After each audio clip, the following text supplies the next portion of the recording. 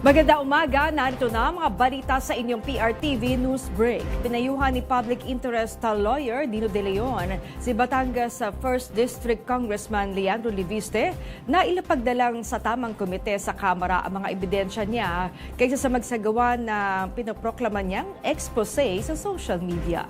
Sa programang With Due Respect, sinabi ni De Leon na mas mainam anya kaysa sa napabalitang sapilitang pagkuha o mano ng mga dokumento mula sa opisina ni dating Public Works Undersecretary Maria Catalina Cabral. Sinigundahan pa ito ni political analyst Professor Richard Heydarian. Aniya, malinaw na may ambisyon si Liviste na tumakbo sa mas mataas na posisyon sa 2028. Pero pinayuhan niya ang mambabatas na maghanap ng tamang mga tao na tutulong sa imahe niya dahil tila disruption ang ginawa niya imbes na makatulong. Kakamiyaw-miyaw minsan yung mga pangyayari dyan. Talagang cringe minsan yung biglang may tumawag tapos talagang sasabihin mo sa microphone. I mean, we clearly know na etong tao na yan ay may ambisyon. I don't know if he wants to run for Senate or President one day or whatever.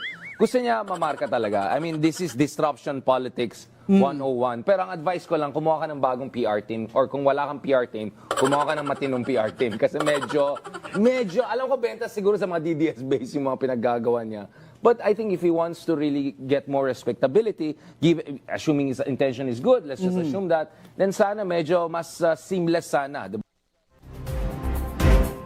Kinuwestiyon ng political strategist na si Ronald Llamas ang patuloy na pananahimik ni Vice President Sara Duterte sa mga insidente ng pananakit ng mga Chinese Coast Guard sa mga Pilipino sa West Philippine Sea.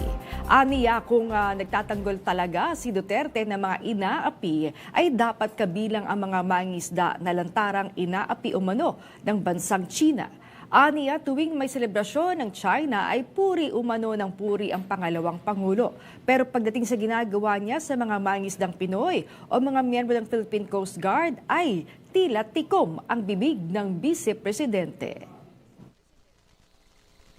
Pero ito namang ating Vice President.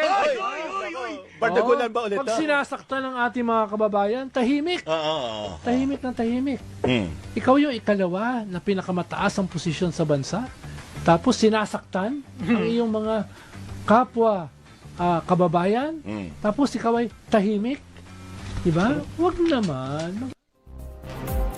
Patuloy ang paghahanda ng Maynila at simbahan ng Quiapo para sa traslasyon ng Poong Jesus Nazareno ngayong 2026. Kumuha tayo ng detalye mula kay Mari Ocampo. Mari.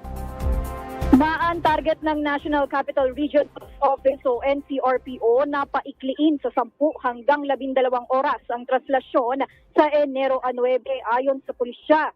Noong nakaraang taon, umabot sa mahigit 2 oras ang prosesyon ng Poong Jesus Nazareno mula Quirino Grandstand hanggang Quiapo Church. Samantala, ang pinakamabilis na traslasyon ay naitala noong 2024 na tumagal ng wala pang 15 oras. Upang mapabilis nga ang daloy, direktang tutulong ang pulis sa pagdalaw ng andas sa kahabaan ng 5.8 kilometers na ruta sa Maynila.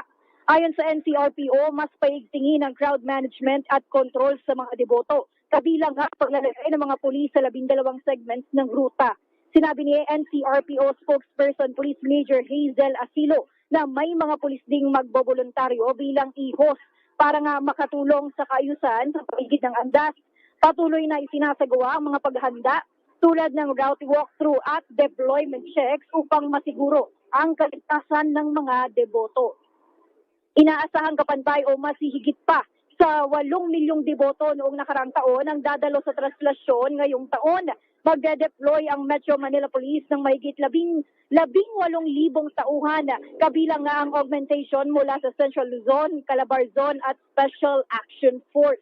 Paalala ng pulisya sa mga deboto na sundin ang ordinansa ng Maynila na nagbabawal nga sa pagsusuot ng face coverings, kagaya nga ng helmet, face mask, cap at balaklava sa panahon ng prosesyon. At yan muna ang latest Maan. Ako, si Mari Ocampo ng PRTV News, nagseserbisyo para sa Pilipino. Maraming salamat sa iyo, Mari Ocampo. Inanunsyo ng Manila Police ang mga road closures at gagawing rerouting para sa Traslasyon 2026. Kabilang na riyan ang Bonifacio Drive northbound and southbound. Katigbak Drive at South Drive, Independence Road, P. Burgos eastbound at westbound, Finance Road eastbound at westbound. Ang iba pang road closures ay makita nyo sa inyong TV screen.